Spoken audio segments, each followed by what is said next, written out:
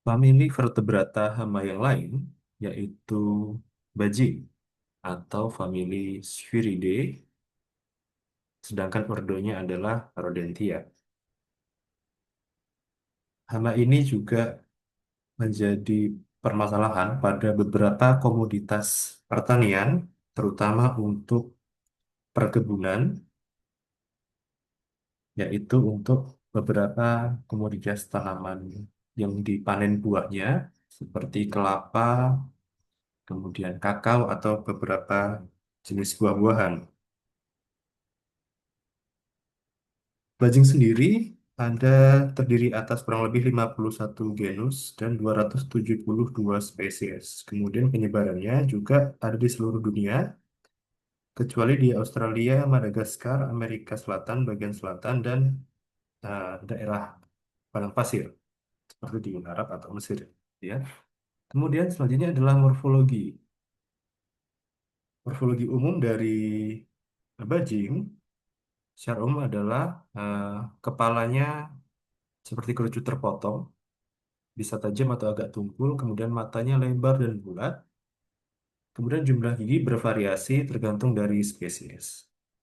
Telinga relatif besar atau sedang, kemudian kakinya relatif besar ya, dan footpad atau tonjolan pada telapak kaki juga besar dan permukaannya kasar. Nah, ini juga berhubungan atau terkait dengan fungsinya atau kemampuannya dalam memanjat pohon, karena dia termasuk mamalia yang arboreal, gitu ya. Kaki depan, sorry, kaki belakang tidak lebih dari 2 kali kaki depannya.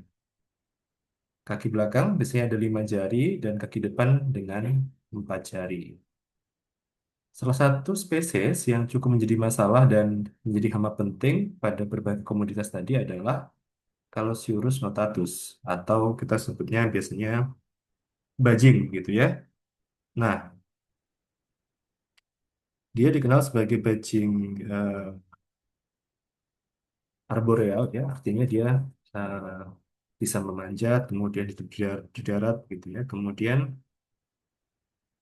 dia makan banyak eh, jenis tanaman relatif generalis, kemudian juga makan bagian pucuk, ranting, atau cabang, dan juga buah dari berbagai macam komoditas perkebunan seperti kelapa, kelapa sawit, kakao, kopi, dan juga selain perkebunan juga ada hortikultura ya yang menghasilkan buah seperti pisang, mangga, jambu, rambutan, dan sebagainya. Jadi gejalanya khas ada lubang besar yang ada pada eh, permukaan buah. Jadi kerusakannya sangat terlihat, kemudian khas gitu ya. Jadi kalau pada ini pada pepaya atau pada kakao gitu ya, biasanya ada pada bagian ujung dari buah ini, jarang yang ada pada pangkal.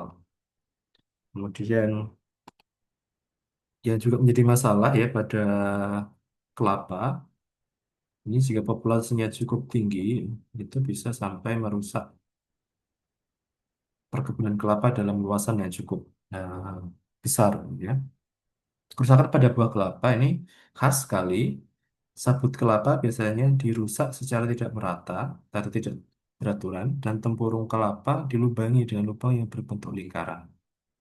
Nah, buah kelapa ini ya yang dirusak ini biasanya terdapat pada bagian ujung ya tadi ya, karena si bajing itu bisa meraih atau menjangkau bagian ujung dengan menyeimbangkan posisi tubuhnya.